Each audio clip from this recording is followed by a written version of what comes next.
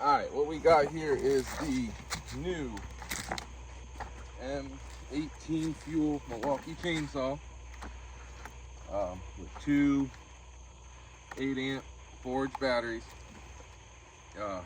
We changed the bar to a Sugi Hara 550 bar and chain.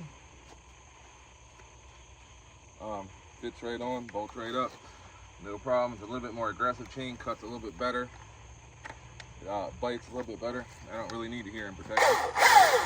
Still 20-inch bar, but this is what she does. This is some 6-7 month old gum tree. This is on low.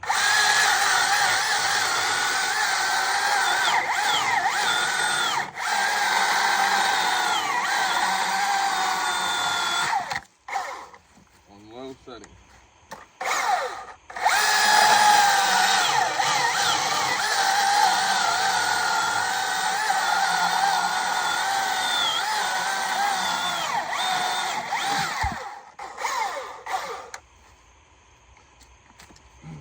Check it out. Does cut better with it.